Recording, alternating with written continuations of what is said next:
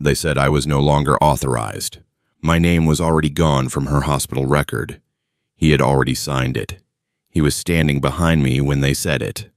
Behind that door, she couldn't breathe. Just that. No longer authorized. The nurse stood behind the desk with one hand on the keyboard and the other resting beside a plastic visitor badge machine. She didn't look at me when she said it. Her eyes stayed on the screen. Click, scroll, click. Like I was a file. Like I was already gone.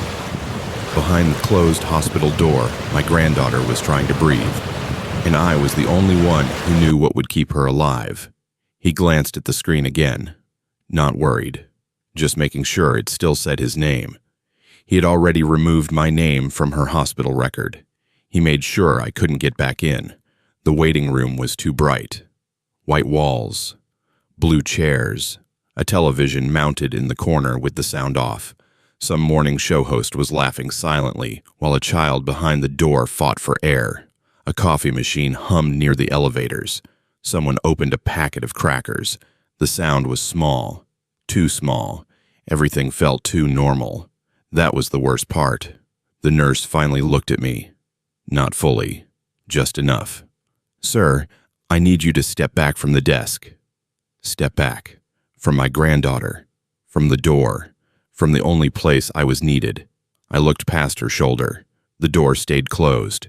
A strip of frosted glass ran across the middle of it. I could see movement behind it. Shadows. A nurse passing, a hand lifting. Then nothing.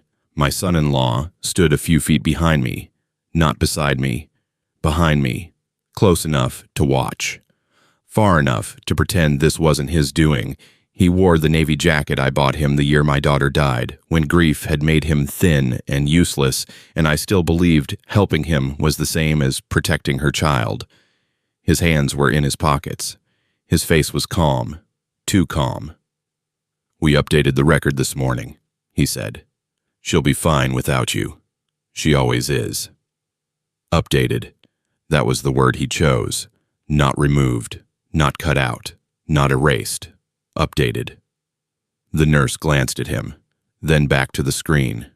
A man sitting near the window lowered his magazine.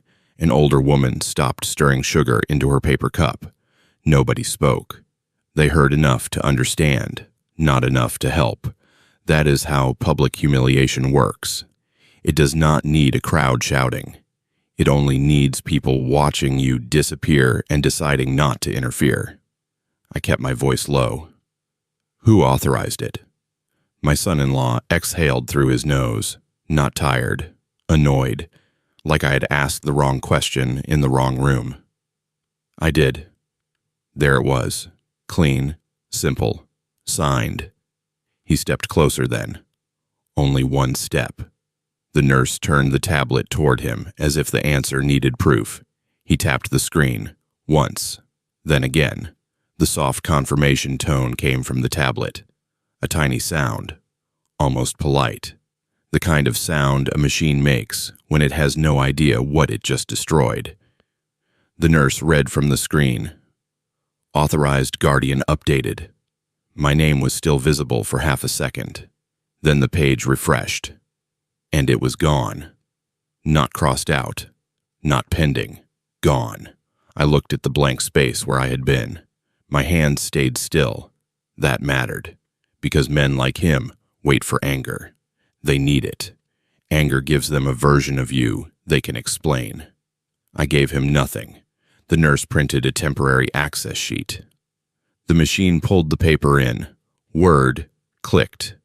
Spit it out warm. She slid it across the desk. Not to me. To him. He took it, folded it once, placed it inside his jacket, like he had just picked up a receipt. Behind the door, something hit the wall. Light. Wrong. Then a breath. Short. Too fast. I heard it.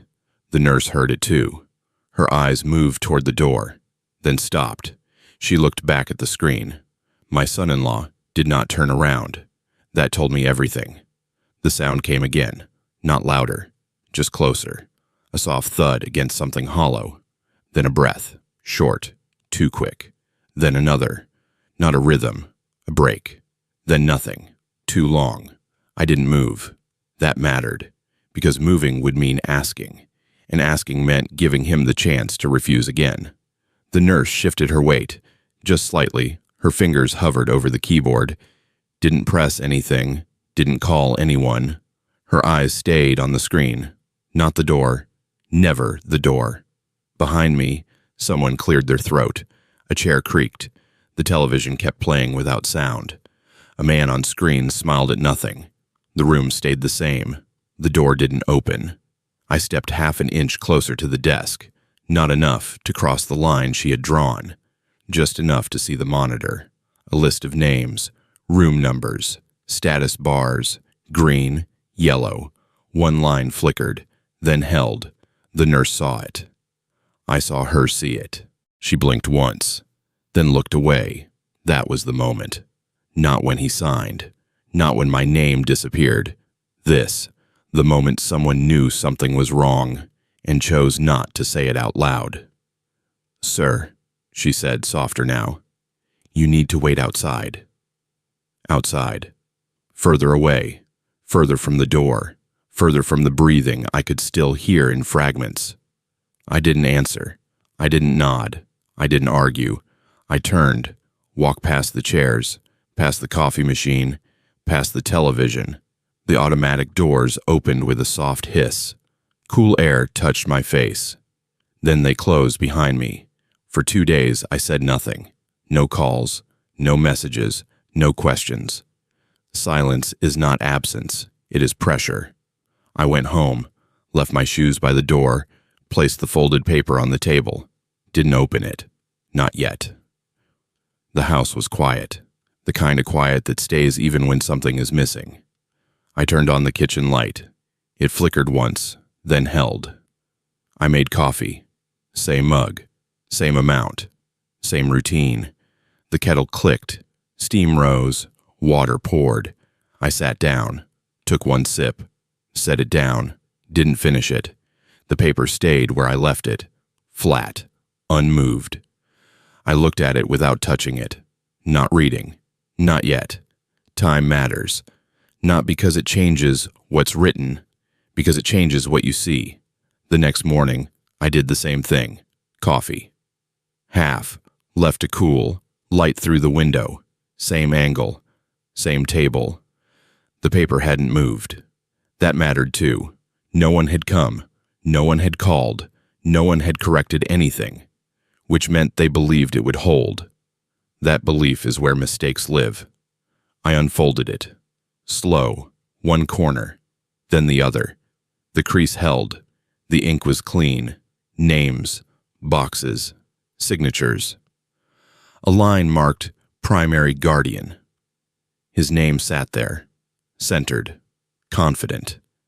Below it, smaller text, the kind people skip, the kind that doesn't matter until it does. I read it once, then again. Something didn't sit right. Slower.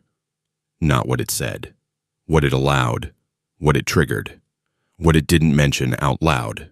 There was a clause, buried, quiet, automatic. It didn't reverse anything. It didn't argue. It didn't ask. It just waited. I folded the paper again. Same crease, same motion. Set it back down. Didn't call him. Didn't go back to the hospital. Not yet. The third morning, the coffee tasted colder. Or maybe I noticed it more. I left it anyway. Half full. Always half. I picked up the paper, put it in my coat, buttoned it closed. The hallway outside my apartment smelled like cleaning solution. Too strong, too recent. I walked past it, didn't rush, didn't slow. The elevator came, opened, closed. No one spoke. That was fine. I didn't need them to. The building was quieter than before. Same desk, same nurse. Different shift, different eyes. She looked at me when I walked in. Actually looked. That was new. I didn't speak first. Neither did she. She checked the screen. Her posture changed. Not much. Just enough. A pause, then another. "Can I help you?" she asked. Different tone. Careful. I placed the folded paper on the desk. Didn't push it forward. Just set it down. Between us. She looked at it. Then at me. Then back at the screen. Her fingers moved. Slower than before. She stopped. Scrolled back. Read something again. Didn't speak. Didn't call anyone. Just waited. And that was when I knew. It had already started. The clerk entered from the side door. Not rushed, not calm. Something in between. She picked up the paper, unfolded it, flattened it against the desk. Her hand paused on the signature line. Just for a second. Then moved down, lower, where most people don't read. She started reading out loud, routine, flat, like she'd done it 100 times. Then she stopped. Mid-line. Silence filled the space. Not loud, just present. She leaned closer. Read it again. Slower this time. Automatic audit triggered under Guardian override. The words didn't change. The room did. The nurse behind the desk stopped typing. Her fingers hovered, then rested. My son-in-law stepped forward. Too fast. "What does that mean?" he asked. He already knew it meant something. That's why his voice changed. The clerk didn't answer him. Not yet. She looked at the screen, then back at the paper, then back at the screen again. A refresh icon spun. Once, stopped, then again. The system caught up to itself. She stopped, looked at the screen, then it refreshed. My name came back. Primary. His didn't. He shook his head. "No, that's not." He didn't finish. The screen changed. Lower, smaller, not removed. Worse, reduced. A chair moved behind him. Someone exhaled. No one spoke. Not because they didn't have something to say. Because it was already clear. The clerk set the paper down. Didn't push it back. Didn't need to. It was no longer his document. Or hers. It belonged to the system now. And the system had decided. He looked at me then. Really looked. Not past me. Not through me. At me. Like he was trying to find the moment where this could have gone differently. There wasn't one. Not anymore. I picked up the paper, folded it. Same crease, same motion. Put it back in my coat. No one stopped me. No one asked me to wait.